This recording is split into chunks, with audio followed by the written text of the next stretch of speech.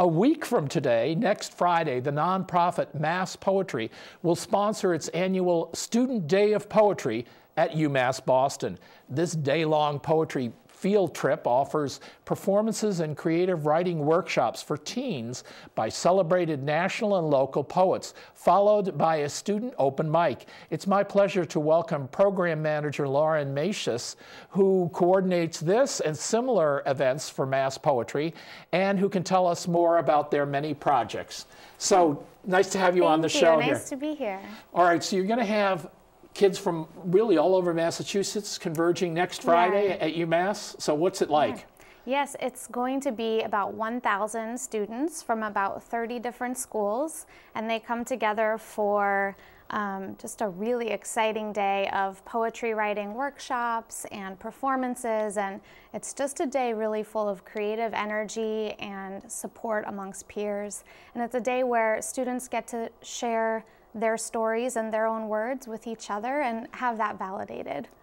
I think sometimes some of us old schoolers think of poetry events as like reciting Shakespeare, and I teach Shakespeare, and I don't want to say anything negative about him, but this is more like poetry slams or spoken word, right? Isn't it? They get inspired by contemporary poets who sort of blow their minds that are not in the literature books yet.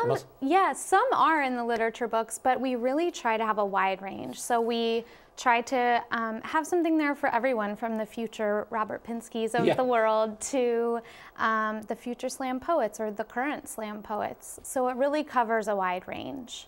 All right, now this is your annual gathering, but one of your many exciting tasks is you oversee in-school poetry events. What are those like?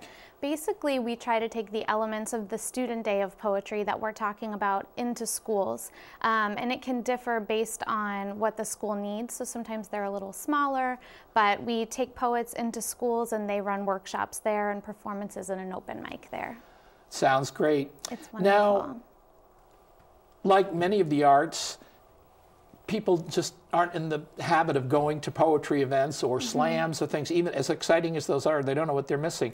But you guys are starting in April a new, what is it, Poetry in Public Spaces. Why don't you tell us about that? It sounds exciting. Absolutely, thank you. Well, we have two different elements going on for that. One is going to be poetry readings in public spaces, free readings. Like where is a public space? I mean, like in the atrium of a work building.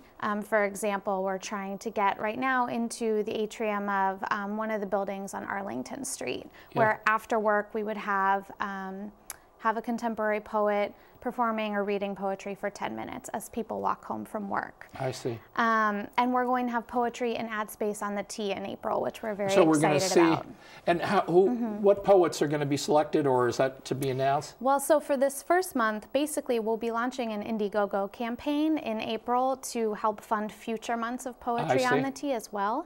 And in those future months, we could open that up to people nominating poets and voting. But for these, we've chosen 3 poets to have their poems on the T. All right. Now, that all sounds great and encourages young people to do poetry at home, even if they're not shared in the public. Now, I understand that at least this spring, you're sort of culminating with a big event at BU?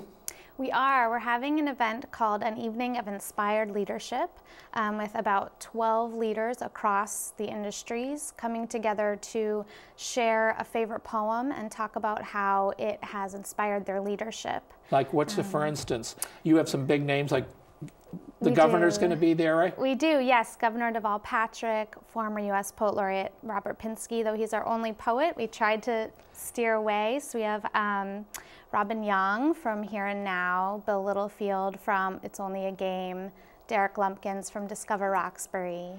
So they get to pick the poems, or do you pick the poems? They do. They get to pick the poems, so they'll be reading them that evening, and it's March 31st at 7 p.m. at UMass Boston. So. And so do they also talk about, well, I picked this poem because it inspired me, or what? I mean, it's not just reading a poem, it's talking about leadership.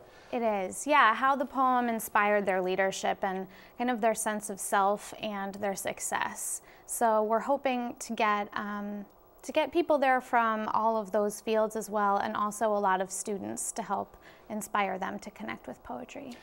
So finally, let me ask you, poetry, aside from being lyrics for songs, to a lot of people has an old-fashioned flavor to it, but I think you know much better than I do that it's very vibrant, can be, you know.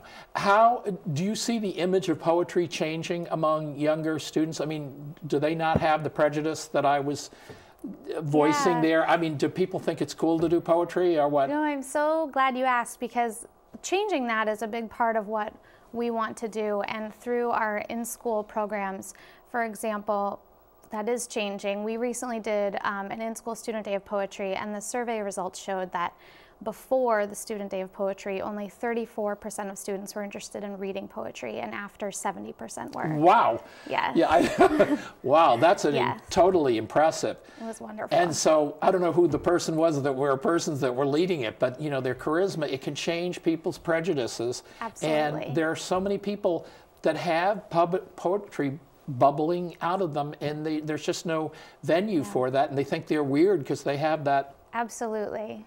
All right, well, this is all great work. So where can people find out about all these different things, maybe where they can participate or at least come to listen to these? Most of your events are free, right?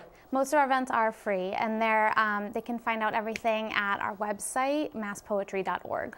All right, we got to remember that April is National Poetry Month, right? Yes. So there's plenty of things. Thank you so much for Thank you very much, Chris. All right. Great to be here.